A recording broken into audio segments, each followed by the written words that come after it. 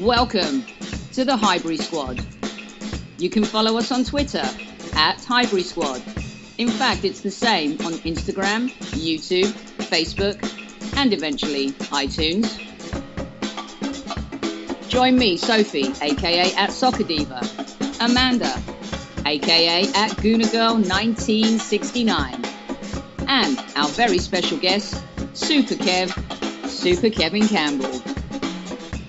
It's just like being down the pub with your mates. Hi everyone, and welcome to another pod from the Highbury Squad. So I've got a full house tonight. Soph, evening, how are you? Afternoon, how are you? It's afternoon in La La Land, isn't it? Not even quite, actually. It's 10 o'clock in the morning, so I lied. Wow. Okay. For those that ask me what La La Land is, it's LA. Because someone did tweet me the other day and wasn't sure what I meant. So let's just say our Soph is in LA. You all right? Yeah? Have they been living under a rock? I don't know. I mean, there was even a bloody film called La La Land that won Academy Awards. What is wrong with people? I know. But we're dealing with the general public. So what can you say? And I was just about to say what they voted for, and I thought, no, I'm not going there. Let's not get political. So hi, Soph. Right. My podcast brother, our podcast brother, Mr. Campbell, Super Kev. All right, Kev? Hi, Amanda. I'm fine, thank you, darling. It feels like me and you are just doing pod after pod after pod, isn't it, in the last few weeks? I know, it's been a busy week, isn't it? It's a busy one, yeah. And we've got to do our predictions for Huddersfield later, which we will do. But tonight we have a special guest with us. Not an Arsenal fan, a Man United fan. Don't all boo and turn off. Listen to what he's got to say. Welcome, Mark. No, I said not you, Soph. I'm talking about everybody else. Evening, you're right. Welcome, Mark. Hello. Hi, you're right. We're good. How are you? Yeah, I'm good. I'm looking forward to it, to be honest, because I'm a very realistic Manchester United fan and have been for a number of months now. So, you know, I think apart from the history, I think the present, we're probably gonna, you know, I wouldn't say agree, but I probably will see your perspective more than defending United at the moment, because it's pretty depressing. Well, it's quite interesting actually. And for our listeners, Mark is, would you say that you're similar to what Arsenal Fan TV do? Are you similar in that vein of being interviewed after matches and ranting and raving and stuff like that?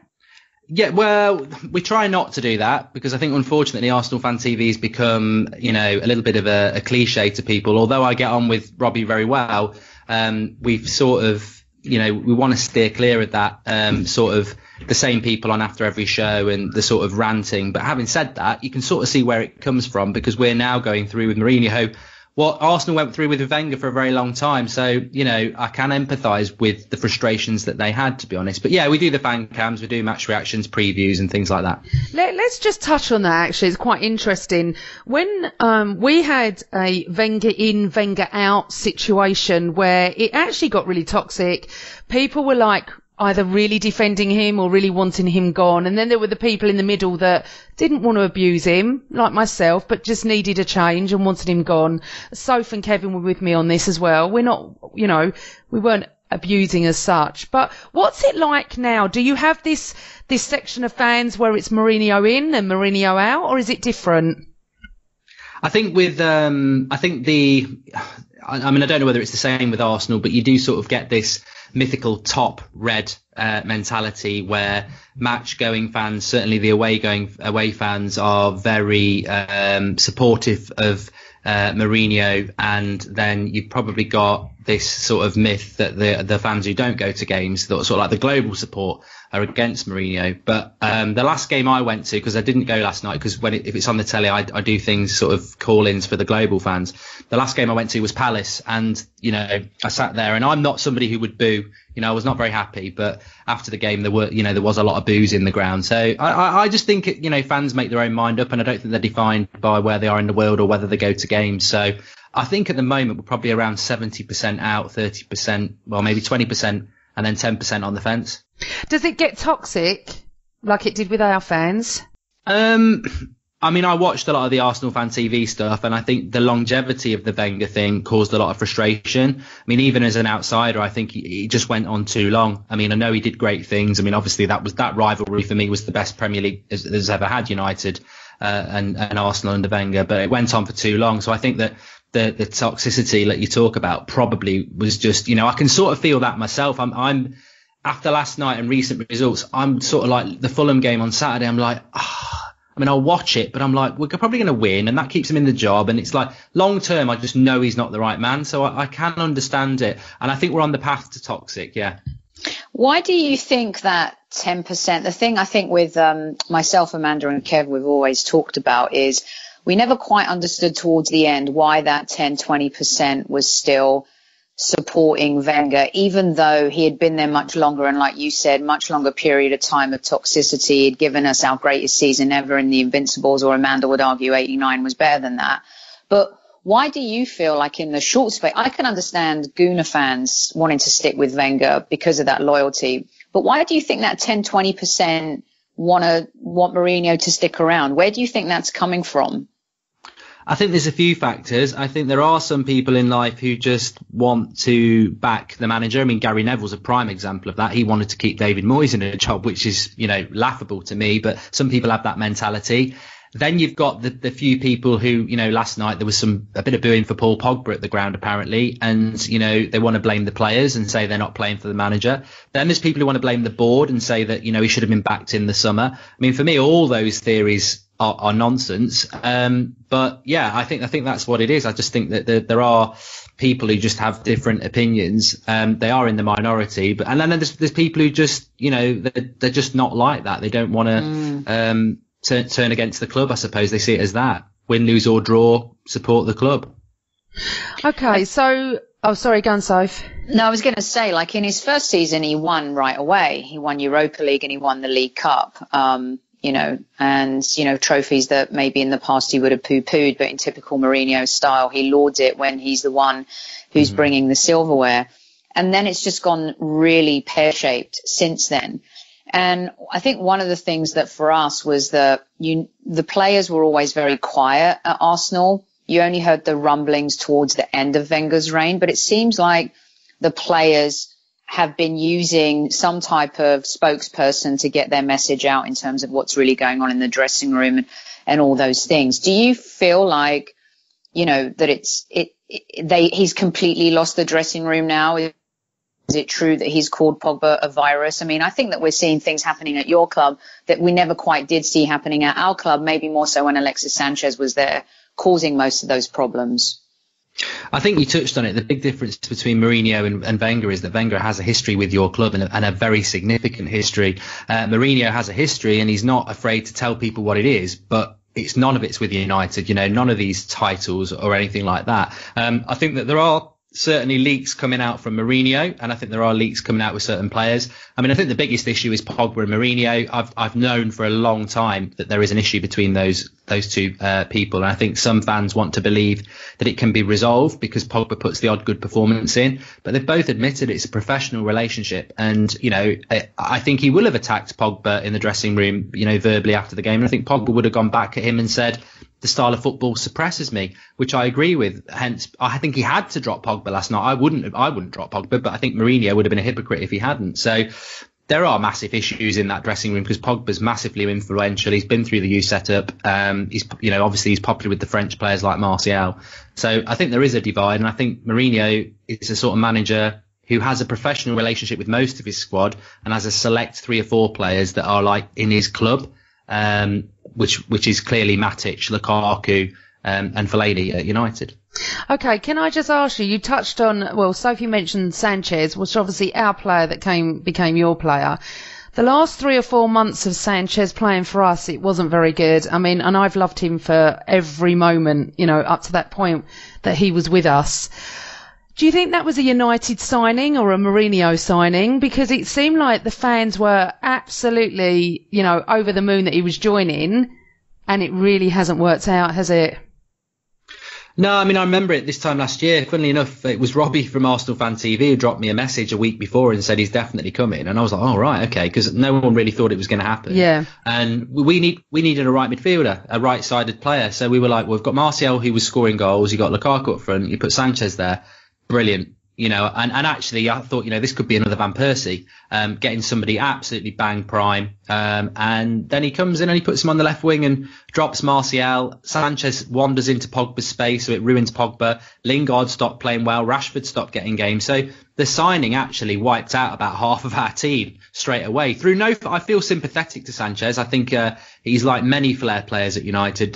Mourinho just cannot get the best out of them. But where he put him in the team, destroyed half our team as well straight away. Okay, so, we could all see that. And to be fair, I don't have much sympathy for Sanchez. He went for the money and yeah, definitely. Yeah, well, he said he wanted to go for trophies, which was rubbish. If he'd wanted trophies, to be fair to your club, he'd have gone to City. But anyway, let's move on 100%. From that. Yes. I'm quite curious because, I have a very, bad taste for Mourinho. I have since he went for Wenger many years ago, and his attitude and his smugness, and regardless, if you'd have been top of the league, I'd have still been saying this, and like you, most Arsenal fans want you to win the odd game, so he does stay, because he is comedy TV. He is. I want to know how you feel when you watch him interviewed after games, because let's just touch on our game a little bit last night. He actually said that he thought we came for a point. I have to say, if that was Emery or Wenger or George Graham or Bruce Rioch saying that after a match like that, I'd have been slightly embarrassed. So what's it like watching him on interviews? Do you dread it? It's, I could give you a list, but just in the last week, and this has been going on for probably 6-7 months now. He had a pop at Arsenal in the press conference before the game saying that Arsenal have got it easy because in the Europa League, you play your reserves again and you play easy opposition. I checked our group stage of the Europa League. You picked Zlatan, Pogba, first team. You didn't even play Europa League before us. You played Spurs. So the contradiction, and it's difficult in the Europa League. All right, it's not Champions League, but there are some decent teams in there. Then on to the game last night. You've hit the nail on the head. I'm just tired of it. I want him to go. So everything he says now, I would just say frankly that it's a load of nonsense, because for me, I know you don't want to talk about the game much, but forgetting the goals, the last 20 minutes, Arsenal had, De Gea made a great save, but Arsenal had 4 chances that I could count. United had none. Yeah. So that's why it's embarrassing. Where were Arsenal playing for the draw? Exactly. I think the last 2 minutes. Yeah, I think the last 2 minutes you did, because you're probably fearful of what United do in the last 2 minutes. They nick results by long ball. But apart from that, I think it's a nonsense. Arsenal should have won last night. I'll be frank, they should. And they were the better team in the last few minutes. And also, I watched an interview with him when one of the, on Match of the Day, they asked him how he was going to stop, your defence leaking goals. He said, I can't tell you that. And the commentator went, well, why can't you? He said, I'm Manchester United manager. I can't tell you that. I actually think he's, well, odd. If he's deflecting. He deflects everything. He's a deflector. He's the master deflector. His team is so terrible. It's so bad. Soph, Wenger was the master deflector, but he wouldn't come out with the odd things that he says. It's like he's deluded. Different personalities. Yeah. He's so arrogant. His arrogance is different to Wenger's arrogance, isn't it?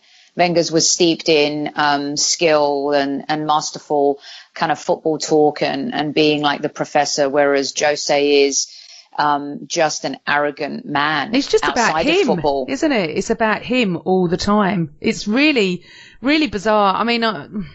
Anyway, Kev, did you want to ask Mark something? Yeah. Hi, Mark. Mark, I live in Manchester, and I've got loads of red mates, and every single one of them want Mourinho out. And I think they respect Mourinho as a man and a manager for what he's done. But what they're saying is they're looking at the way the team are playing and the way the club is being run, and they're not happy at all. What's your thoughts on it, and who would you consider to take the job if and when Mourinho loses his job?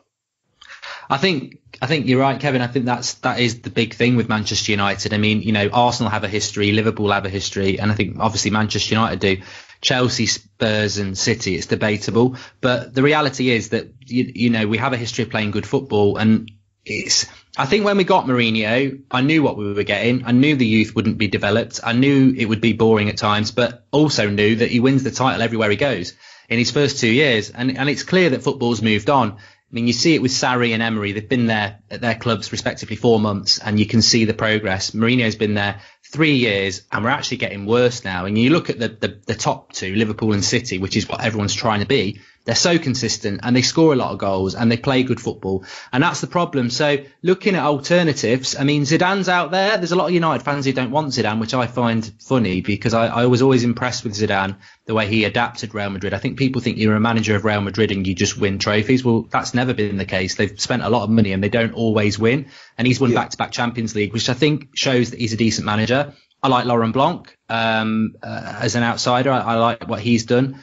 Managed Bordeaux, won the title there, then went to PSG, out of a job. They're both free at the moment. And he knows the club, doesn't he? Yeah, exactly. And I think, that helps. I get not a lot of people talking about him, but I'd like him as well. And then Pochettino is, I would say, the number one with United fans. Can I ask a question? Why is he number one, though? What's he done at Tottenham? Let's just stop a second, because obviously we've got that rivalry. He hasn't won anything. Now, United are a club that have won trophies over the years. You're a massive club. Pochettino's no, gone he has won. He has won. What's he something. won? What, League Cup? He's won a fourth place. No, he's won a fourth. He's won a top four spot. That's top four in December. Oh, that trophy. That trophy that Spurs fans used to poo-poo. No, the trophy that Spurs fans keep telling me today they've won, because they won last night and they've got third place today. Is that the trophy you're talking about, Kev? Because he's very successful at that, sorry. Mark, so Pochettino, which is quite interesting because I was going to talk to you about this. Why do you want him? I think it probably goes back to what Kevin was saying about, he does play, I have watched a lot of Spurs because of the Champions League, and they're always, last year and this year, they're always in an interesting group. They do play a far better brand of football than we do, which isn't hard. Everton do as well. So maybe we should be looking at that silver fella. But no, I think there's a lot of people who like Pochettino because obviously at Southampton and then at Spurs, he picks up players for good value. He does develop youth and he does play good football. And I think United fans at the moment would take that over Mourinho. That's how bad it is because we want it. But you're right. I mean, Pochettino, he hasn't won anything. One thing I've noticed with him, he doesn't adapt to the game quick enough either. I think I watched the game at the weekend that you won and I could see it coming a mile off, even though they were 2-1 up. And it was like, he's not adapting to this. And I think that's sort of why they never get near a title challenge, because he doesn't see the problems coming, Pochettino, as far as I'm concerned, and that's probably why he doesn't get over the line with They trophies. were 4-2 down, and they were making subs with 10 minutes to go, and his naivety was evident in that Juventus game in Champions League last season too. Yeah, and definitely. I think do you think that they feel like maybe with better players across the park that he'll be able to rise to the occasion, maybe at Manchester United, or kind of work with someone and bring in an ex-player, maybe like a Gary Neville, to work alongside him? Do you think there's any chance that someone like he could come back into the club, or do you think he'll be a pundit forever now?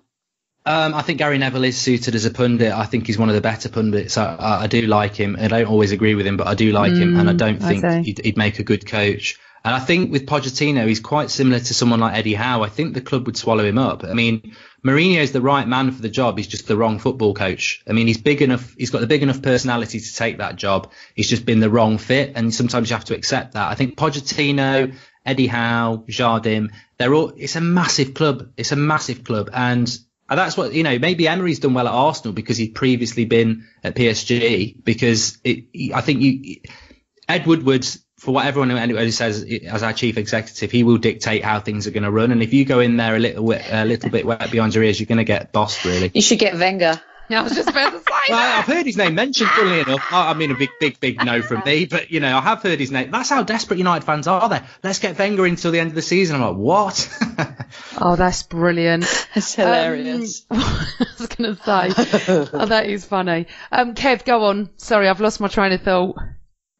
I just did when they mentioned Wenger, but yeah, that's what happened to me. I just lost it where I was going to go. Completely. Oh, Mark, I tell you. Couldn't resist. Sorry, kids. No, you couldn't resist that one, Mark. So, as far as I'm concerned, What's your take on the Pogba situation? Because infighting at Manchester United has never happened. Never happens. It's always it's always quite respectful. And when it was under Sir Alex, we know he was the ruler of the roost. So what do you make of this Pogba situation? I think it's all caused by Mourinho, first of all, because you're right about Sir Alex Ferguson. He used to frustrate me because if we'd lose a game, he'd wait for his press conference and he'd never say anything because it was all kept in-house, which actually is brilliant management. As a fan, you're neglected because you don't know what's going on, but it's kept in-house. Mourinho is totally the opposite. We had a little bit of it with Van Gaal, but Mourinho's totally open season because it's deflection. He always comes out and says the players haven't done this, they haven't done that, and he's very blunt in who those players are. So he throws his players under the bus, which I think has caused the issue. But I mean, what I get a lot, because on Twitter, I do watch a lot of football, so I will on my account, I will get involved in non-United stuff. So, and a lot of Liverpool fans, Arsenal fans, Chelsea fans will say, we'd like Martial, Bailly, Pogba, De Gea. That's all we take from your squad. So I think when rival fans are looking at players and going, we'd take them. And I think that's the thing with Pogba. I don't know whether Pogba's good enough for the Premier League, but I certainly don't think you can judge him under Mourinho. I think if you put him in a Man City team or even an Arsenal team last night, then you'd see what Pogba's all about, because he's so restricted. Like all of our flair players, like Sanchez, like Martial, like Rashford, they've all had problems. And I think I just am willing to give the players the benefit of the doubt, because I see how we play week in, week out, and it's not conducive to if you could put Aubameyang in our team, you could put Mkhitaryan. Well, we've already had Mkhitaryan fail at United. Ozil, they'll all fail because they're not going to give the freedom to do what they need to do. Mark, if you remember start of last season, United was scoring 4 goals a game, looking really athletic and powerful, scoring loads of goals. Do you think because the only thing that's changed from then to now, you finished the league second in the league, was the coach Rui Ferreira left, didn't he, in the summer? Do you think that's an issue? 100%, Kevin. I mean, I spoke about this a few weeks ago. Somebody actually called in about 3 months ago, and nobody thought about it, even though it's really obvious. And it's been an agenda that we've spoke about quite a lot over the last 3 months, because Rui Ferreira has been with Mourinho most of his career, and that gets removed, and suddenly Mourinho parked the bus. We've conceded nearly in fact, we must be up to nearly the same amount of goals now in December that we conceded all of last season. It's abundantly clear that we're defensively chaotic, and that's something that Mourinho's never been. And you've hit the nail on the head. Why is that then? Oh, we've replaced Rui Ferreira with Michael Carrick and McKenna from the youth setup. I think Mourinho has lost somebody who was absolutely essential to what he's done over his career. And, I don't think that should be hidden. I think Mourinho tries to hide it because he wants it to be all about him. But the reality is, I think he's lost half his coaching book with Rui Ferreira going. And we were the worst team. We were terrible to get second last year. I think we were one of the worst second teams ever, but we were so far behind City, no one thought about it. But defensively, we were good. We ground out results. We can't do that now because we're not defensively good enough. And it's interesting how other managers adapt. Mark, what you're saying is so true in terms of, they lose their assistant, they go because a lot of the times that assistant gets an opportunity to manage a team themselves and stuff like that. And let me ask you this team that you have currently, if Pep Guardiola is your manager, how's this team performing? What does this team look like? And are you a far superior team than you are now? Is this really all down to him? Or do you have average players who are walking around like world-class players? I don't think Pep Guardiola could turn this Manchester United side into title winners. I don't know whether you think he could turn your current Arsenal side into it, but I certainly think that I don't think that the problems at Manchester United are solved with a checkbook now. I think they're solved by the removal of the manager. I think we could do with a couple of extra players. I said this before. I love Aubameyang and I love Torreira, and it annoys me that we were never in for those players, especially Aubameyang, because I've been speaking about him for so many years about how perfect he'd be for United. And I hate to say it about a rival, but he's a really good signing. And I think, I look at Lukaku, what a bad signing he is. But I do look at that team and I think, well, Pep Guardiola, he would get the best out of Fred, Pogba, Martial, Rashford, Pereira, who, 2 players who were fit and didn't even make the bench yesterday. But I still would say that this team needs a manager like that to come in. And then we need to go on the journey that maybe Chelsea and yourselves are going through. I don't think it's one manager comes in and we win the title. I'm totally accepting of that. But I do think we've got a far better squad than what we're seeing. Mark, just going back to City and talking about the title and everything, how awful is it for you that City are first and Liverpool are second? It's a difficult one, and I think this is like Manchester United, much like Arsenal, have massive support around the UK and around the world. And I know a lot of people from Manchester, because often we've got good relationships, especially with the hotel up there. And the Man City thing hurts because they live in Manchester. For me, Liverpool have always been the enemy. They're always the biggest game, and a lot of Mancunians feel that as well. So Man City, in an odd way, are a sort of a security blanket at the moment, because they're like, well, I don't want Man City to win it, but as long as Liverpool don't win it. But to be honest, the race for top four looks great, and the race for the title looks great, but it doesn't look great for a United fan because we're not in either. Yeah, that's my point. So I'm going to ask you, if one of them's going to win it, and it does look like one is, who's the lesser of two evils for you? Oh, it's 100% City. I mean, I remember the year Gerrard, the year Gerrard slipped, which was because Mourinho went up there with the reserves and beat them. I was ecstatic. I just do not want Liverpool to win it, and I know loads of Liverpool fans, and they're the same about us. Enemies don't have to be. Rivals don't have to be enemies. But I wouldn't give them anything. I do not want Liverpool to win the title. Right, okay, that's fair enough. So, just like we would never want Tottenham to win the title. No, but they've got two, though. We don't have it's not two. The same. It's not the same. I think it's the history thing as well. City have been so bad for so long, and the new money has made them great. Yeah. It's a different kind of history. Really. It's just different. It's about the history. Liverpool won all them titles, and then Manchester United have overtaken them. And Manchester United definitely don't want Liverpool to win it again and challenge them. So there's a lot of history there.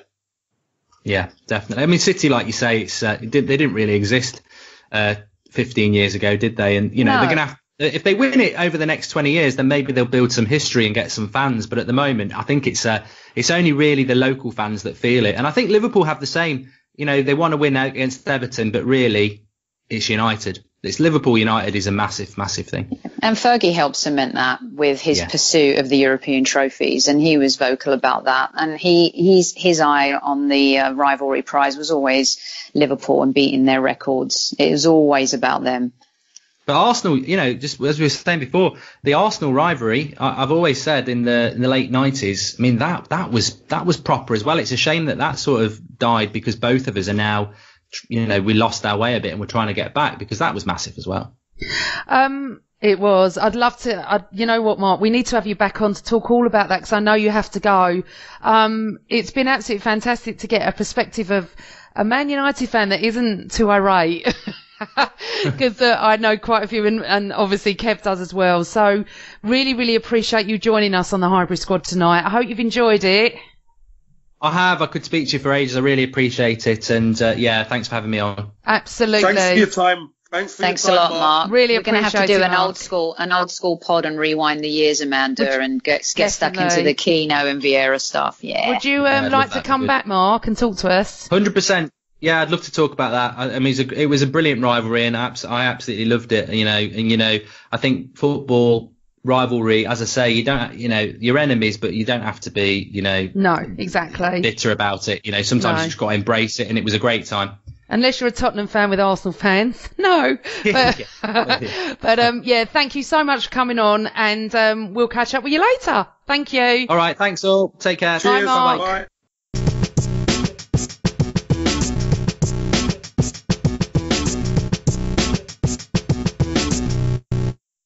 Okay, so I'd like to say thanks to Mark for coming on. Really enjoyed the chat, and we will get him back so we can talk old school Arsenal and United, because I think there's quite a bit to talk about. But now we're going to actually talk about the game that we played last night. Arsenal went to Old Trafford 3 days after we played Tottenham.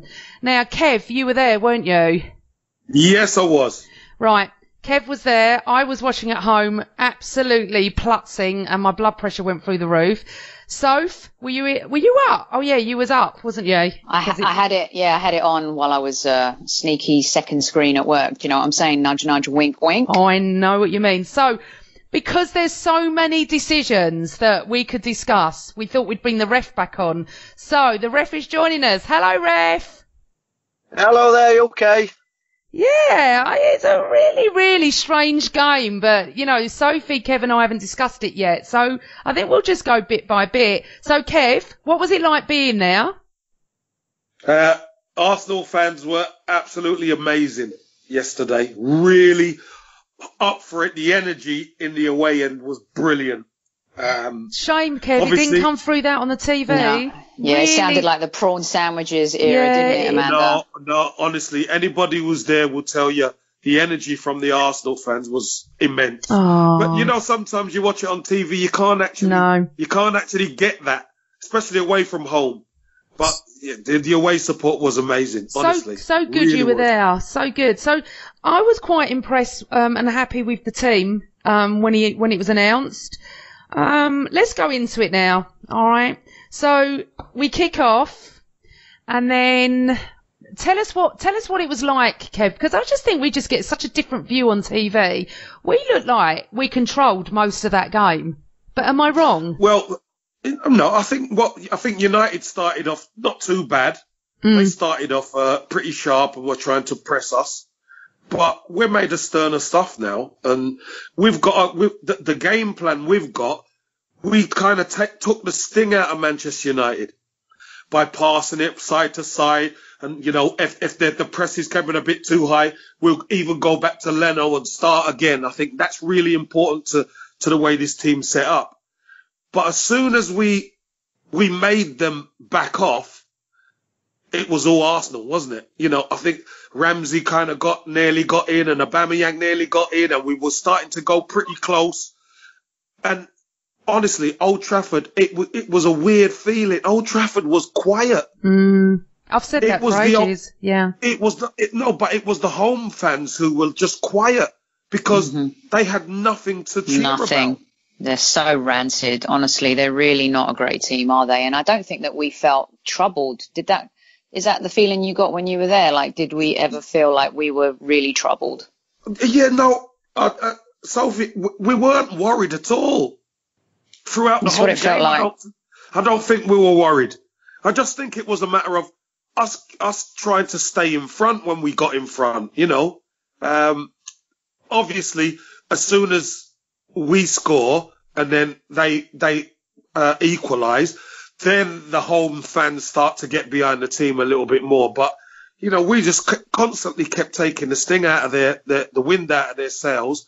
And it was just a matter of, could we actually get over the line and win this game? Because, again, I didn't feel worried by Manchester United at all. We know what type of players they've got.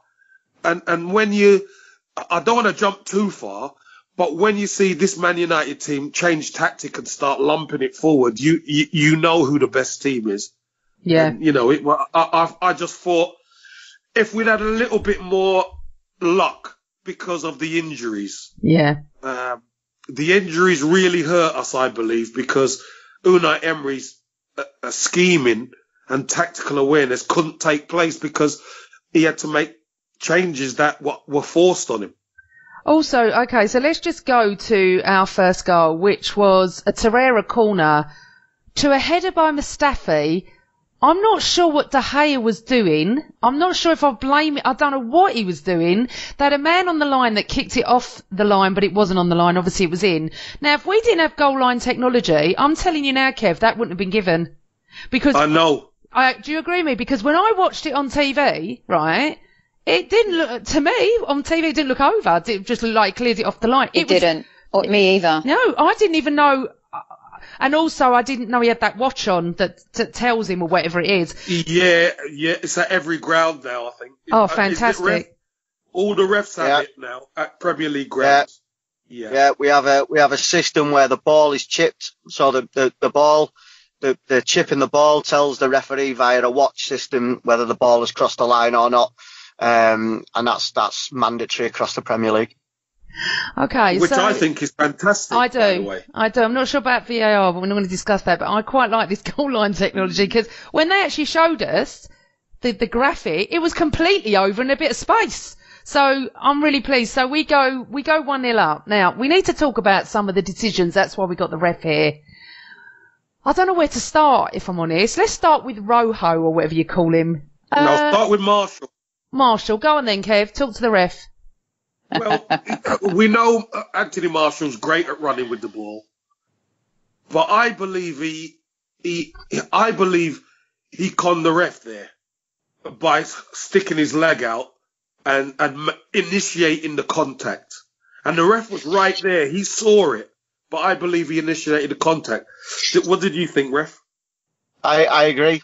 And this goes back to a problem that I think refereeing has in general, and has had for a while actually, and that is most referees who referee at the top level have never played the game. So they seem unable to understand that a player is smart or cute, and that what you've just described there, you see a lot of players do it. It's becoming more prevalent in the game now, and will become more prevalent because of VAR coming in, because of the way that technology and cameras are picking up on things.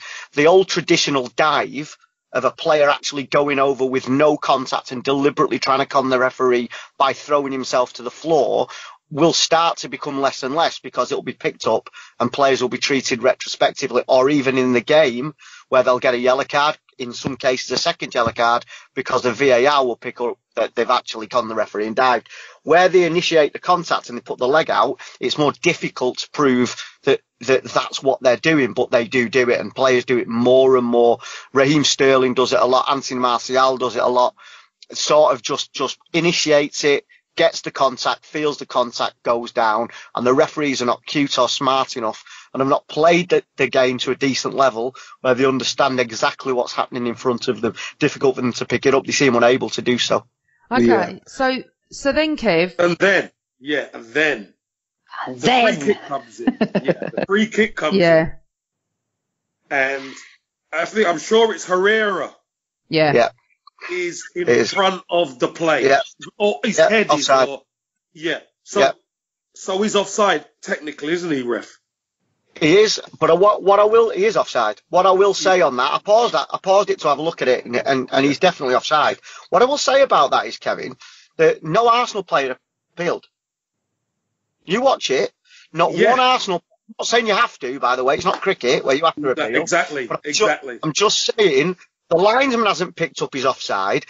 Actually, neither is the defence, who's meant to organise the fact that somebody could be offside, which I found quite interesting. Nobody has picked that up. Everyone was looking at each other as to say, how's that happened? Yeah, well, and I just thought that was interesting. I think it's a different. I think it was very tight, though. It was that was very tight. It was tight. It was tight, but the linesman should be in line with that. He should be able to see it. So I think the linesman has erred. I just think he's made a mistake. I don't think I think he may be watching other things as well, because don't forget, at a free kick like that, you have a lot of tussling that goes on in the box. So people's eyes are watching different things, but the linesman should be absolutely watching for players to break away to get in an offside position, because it's clear he gets a 2-yard advantage in the end. But in the end, we've been given the goal, right, Kev and Amanda? We've been given the goal at the other end because of technology, and then we've had a goal go against us because of the lack of technology. I think that's the frustrating part right now where fans are at. Because, if there was some type of lino technology there, then, that goal isn't that's not standing. United are offside and the game goes on. But, so, how many goals have we been given recently? I know. We have been offside and we've been lucky. So, I've always said it swings and roundabouts. For all teams. It is. I say it's for all teams. It's not just us. No, it isn't. Sorry, can I jump in here? I disagree on this, and I tell you what I disagree on, and I'm sort of going to be a bit of a hypocrite. Now, you know very well from the amount of times I've spoken on this pod that I don't like VAR in its entirety. I don't like VAR where it's a judgment call, where a person can give an opinion. I don't like it because you can have two different people having different opinions on the same tackle, watch it 5 times, and people have the same different opinion. I just think let the referee ref it. Where VAR can definitely assist is offside. And I do not agree with the swings and roundabouts argument. That statistically and realistically makes absolutely no sense, because you may be given one and then get one. But that doesn't mean that, just say, for example, Arsenal miss out on a Champions League spot or whatever by 2 points. Yeah. And that game, Kevin, I don't know if you remember this. Do you remember? Oh, it was going back years and years, but Everton were playing Bolton away, and there was an over the line decision in that game that went in Everton's favour, and Bolton ended up getting relegated by 1 point. By 1 point, yes, I do. Yeah. And you look at that and you go, wow, that's could dictate a side's future. You know, Yeah. not just 2 points. That could stop a team from being relegated. I don't buy that you get one, you lose one. That's not true. It just isn't true. Statistically, it's not true. There's no way of proving that. You can't prove it. So for me, if you can help linesman and referee by giving line calls, and your absolute example is the over the line, it works. There's not been an error. There can't be an error because it's a fact. Then for Yeah. that reason, then your perspective on VAR kind of sucks, because that would eliminate all of that. No, it doesn't. It can only eliminate most of it. No, it wouldn't. It wouldn't, Sophie. It would eliminate line calls. It would not eliminate somebody's view on a situation. Most football decisions, refereeing decisions, is an opinion, not a fact. Yeah. Over the line. But those opinions result in moments, free kicks, penalties, disallowed goals, allowed goals. No, Sophie, you're not understanding what I'm saying. The point is, the way that VAR will operate, and the way it does operate, is the final call. If in the case of no clear and obvious error by a referee, it goes back to the referee on the field. Yeah, that's how it works. So it goes back to the referee on the field. If in a judgment call, i.e. my opinion of that tackle, yeah, when I've watched it, I've seen it, you're going to get a situation where you're going to have two different people giving the different opinions on the same tackle. And to me, it muddies waters. Do it for line calls. Offsides, absolutely. You can do it. The technology is there. You can do it for over the line. You can do it for whether a ball's gone out for a blooming throw in or a corner, or it's come off another player. You can do all that. What you can't do it for is a matter of opinion, because opinions can vary from one person to the next. They can. We're not going to discuss VAR. We need to discuss this game, and we haven't got long left. So sorry. That's okay. Kev, let's discuss. So we go one up. Rojo. We're going to discuss that. We go one up, and obviously then they get an offside goal, which, you know, he's in an offside position. He makes the assist. It to me is an offside goal. Let's talk about Rojo a second, with the own goal with Lacazette as well, plus a few of his fouls. What do you reckon? Well, that foul in the first half, where Guendouzi's cleared the ball and he's coming two-footed the box. Did he get booked for that? He got a yellow card for that. Yeah. What do you think is a red? When I first looked at it, he wasn't in control of his body. He's never in control of anything, that guy. He used the scissor motion. And he was nowhere near the ball. Okay, so it's a red for you, a straight red, yeah? For me, that was a red. So, straight red for you? Debatable. I think if his feet were up a little more, then yes. Okay. Ref, straight red or not? Hallelujah, I agree with Sophie on this. Right, so I think both of you are right. Holy cow. Pigs are flying. What's the world coming to? No, he is out of control, and if he got a red card, he could never complain. Because if you tackle like that, you're inviting the referee to give a red card. What saves him is if you watch the tackle, and I think the referee has seen it, he realises Rojo, and if you watch his feet, what he doesn't do is he doesn't keep his feet straight. If he keeps his feet straight out, then he's going to get a red card. He just pulls his feet down and away slightly. The contact's made. He's out of control. I don't think it's a red card, but if he did get a red card, he could have zero complaints. Because if you tackle like that, you are going to get a red card eventually. Okay, so Kev, any other tackles from Rojo during the game that you could have got another yellow? Not necessarily first half or anything like that. I just thought United came out to be physical with Arsenal. Yeah. You could see that in the first half especially, and they were leaving their foot on them and stuff like that. No, but I don't think there was other tackles. Obviously, the Lacazette goal. Okay, well, listen, Rojo took Lacazette out and it hit his leg and it went in. It would have been a penalty. Yeah. He would have got a second yellow and he would have gone. So it might have helped us more if it didn't go in and we'd have scored the penalty and had gone, but he didn't. I'm not keen on him as a player. I actually think a bit like Sophie with that one. They were dirty yesterday, weren't they? Across the ball, though.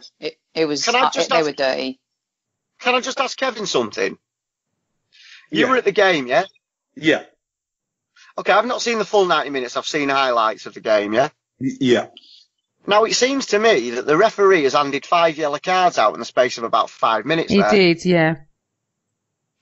Now, that's dangerous as a referee. That shows a referee is losing control of the game. Because what he's done is he's given a yellow card and then he's felt in his own head that he's now set a precedent. And he's now got to give every foul he gives. Now, all those fouls that I saw actually are all a card, really. There's none of them I've seen and gone, that's not a card. But I've not seen the full 90 minutes. But I will guarantee you in the second half, there will have been tackles that if that had have been a minute later in the first half, he would have given a yellow card for. Was there 100%. Okay, so we've got... And that's a referee who's lost control of the game. Okay, so it's now 1-1, yeah? We now get Lacazette scores. It's now 2-1. Kev, yeah. What are you taught from kickoff? What are you taught from kickoff? I'm not being funny. No. That is one of our worst goals that we've given away in a very, very long time. Kolasinac. Amanda. Honestly. Go on. No, Amanda. They did switch on. It was just a bad touch. Mustafi. Oh, yeah. Kev. No. It was, though. It was Kolasinac. It was Kolasinac who touched it. Yeah. It was just a bad touch. If he would have swung his right and cleared it, would have been fine. But it was a bad touch. I know. Look. Was it Kolasinac or Mustafi? No, it was Kolasinac. They were celebrating. It was mad. We hadn't even time to sit down, I didn't think, from celebrating. It was a bad touch. Look, I love Kolasinac. At the end of the day, you've got to look at it like this. It happens in football. I just hate it from the kickoff. I just think that is the time that we need to be so protective, and we weren't. Yeah, agreed. Did you think Leno did a good job? I was about to jump in there, and I said I think Leno is partly to blame as well. I think if he comes out, I think if that's Edison, or if it's Alisson, or if it's De Gea, I know De Gea made the mistake in the first, but it's very rare. Those 3 goalkeepers come and collect the ball. No, I think you're wrong. I think you're wrong. Okay. I'll tell you why I think you're wrong. And you're being really harsh on Leno. Leno doesn't know what Kolasinac is going to do. Yeah, I was going to say that, funny enough. And how do you come out when he could go to clear it? It goes to Lingard, at it on the edge of the box, and he rolls it in the net. You're going to say, what are you coming for? So, not in my opinion. I think the main error is the defender, by the way. I'm not saying Leno's fully to blame. All I'm saying is that the better goal, in my opinion, the best goal, I'm not saying Leno's a bad goal. He's a good goalkeeper. I'm just saying, for me, he wasn't as switched on in the moment as maybe he could have been. Do you know what, Ref? I think he was shocked. Maybe. Of the touch. I'll be honest with you. He did try to come out and smother it, but Lingard put it underneath him. Okay. Crazy touch. It was crazy, and it's typical us of probably more like last year than this year. And then the game. Awful goals all the way all around. All of them. Guys. The whole game was so strange, and my Man United friend said the same thing, funny enough. So, very strange game. But then, the last 20 minutes, Kev, you must have thought we were going to score. You got Aubameyang should have scored. Mkhitaryan should have scored. Then Aubameyang has a great shot. And you just think, no, I mean, obviously Mkhitaryan did score from a very tight angle, but was offside. And then I think what Mark said in the previous podcast was right. Arsenal then for the last 2 minutes, and I did tweet this, I said, Arsenal, if you can't win this game, don't lose it. Just don't lose it, because that is so us, wouldn't it have been, of the last 3 or 4 seasons, we would have gone 3-2 at Old Trafford, easily. Typical. Easily. Yeah, typical. But because we are slightly different under Emery, we're going to have to finish in a minute. We need to discuss predictions. So we're going to say goodbye to the referee. Thank you so much for joining us. One last thing, Fellaini gets away with a hair pull. Oh yeah, we need to talk about that. Yeah, Guendouzi. Now, that would have only been a yellow. Would it? You know, in American football, you can use the hair. Troy Polamalu used to suffer from this all the time at the Pittsburgh Steelers. Yeah. There might be a case that Fellaini only did it because he had his hair cut. Yeah, he missed his own hair. Yeah, true. But will it get retrospective on that? Because it's quite blatant. Can't see it. It's only a yellow. Right, okay. So, ref, again, you've been brilliant. Thank you so much for joining us for all our points that we want to discuss. No problem. Take care, everyone. Take care. Thanks, ref. Bye, ref. See you, bye. Yeah. Bye, ref. I got out of there without a yellow or a red today, man. You did. So, boys and girls, we now move on. It's such a full podcast, this one. We now move on to Huddersfield. It's coming thick and fast. And I just would like to say something about the game, because I did tweet this. I'm saying this now. If we'd have had that week's rest, we would have whipped United's arses. They are so poor. But because everything was given on Sunday lunchtime to the Spurs game, I think we just lacked a little bit of sharpness, if I'm honest. I've got no problems with the team.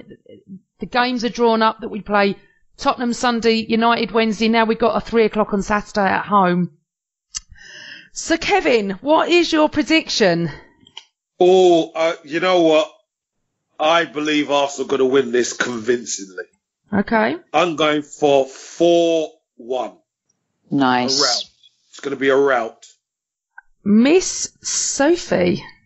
Well, Ms. PG, I completely agree with your analysis on the game, by the way. 100% okay, good. Correct. You hit the nail on the head, kiddo. And I agree with Kev as well. Too much agreement, but I love it when we're all harmonious. By the way, 5-2 Sophie, to the Gunners. Yes, Sophie, babe. Well done for getting the my God. score right. Well Kevin, done. rounds of applause. Well done for getting the... Yay, well done, Soph. You did, darling. Thanks, Kev. Thanks, I'll thanks, tell you, PG. the three of us are getting them right. It's quite good. Good. What are you going to go for? What's your figure on Saturday?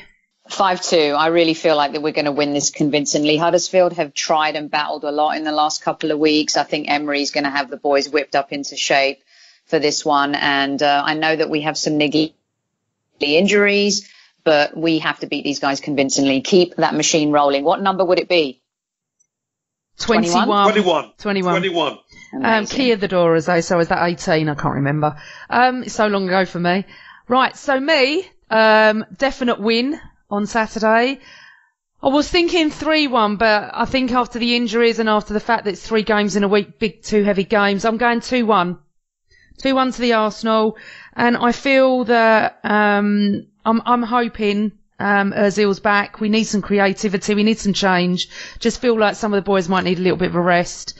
But yeah, we're all going for a win. So, will we see Mesut Ozil? I hope so. I think we will in this game. I think it's a nice, easy game for him to come into. I do as well. I think we missed him. We missed him, Kev. We missed him and Xhaka, funny enough. We did. Yeah. And it would be nice to have that little bit of creativity. Just a little change. I mean, look, you know what? I think Torreira, phenomenal. Just phenomenal. I'm in love with him. Exactly what we need. That little. I think we all are. I think we didn't have a killer pass. We didn't have a killer. A killer pass would have killed United off last night. That's what I mean. And, we didn't have it. And it's such a shame because it was there for the take. They are pants. I'm sorry, they are, and I agree with what Mark said about them. But I also feel that our mentality is not to lose, and I'm loving it. And I was quite disappointed. I was quite surprised actually to see tweets like disappointed in last night. Yeah, I know. Yeah. I get it, Kev. You were there. You saw what we missed. Yeah. I do get it. But you know what? You offer me 4 points from Tottenham and United. I'm taking it. You know, I am taking it. Where our defending is, I don't even know what to say. Keystone Cop defending. I don't know what to say anymore. Well, that's our weak spot, isn't it? It is. It really is our weak spot, you know. And, you know, we need to keep Lacazette, Aubameyang and Torreira fit. That's all I can say. So we're going for a win. And then what happens after Huddersfield? Who have we got? Is it another Europa League? I think it is actually. Is it Karabakh? No, that's the 19th of December. That's the week after. We've got Karabakh on the 13th, and then we go to Southampton, and then we play Tottenham in the League Cup. Kev, I thought you meant the Carabao Cup. You meant Karabakh. I apologise, Mr. Campbell. What, am I trying to bring it closer? I want them bad. I want to do it. No, I could leave Tottenham for about another 10 days. Thanks very much. Right, you two. Thanks for joining me again on the Highbury Squad. Thanks to everyone that listens and tweets us. And now we're on Facebook and Instagram. Come and see us. And I know you love our little predictions because you're always trying to catch me out because of what Kevin always says. Don't you, Kevin? You little rascal you are. Just don't change it, PG. Do you know what? I sat here and I thought, shall I go 3-1? Shall I go 2-1? What do I fancy? Because I can't change it. Thank you for everyone. And I really appreciate again all your comments about my little Sky Sports thing. It was such fun. So now we move on. We've got Huddersfield next. Looking forward to it. 3:00 Saturday kickoff. Come on, you Reds. Let's do it. Let's get 21 unbeaten. And always Arsenal.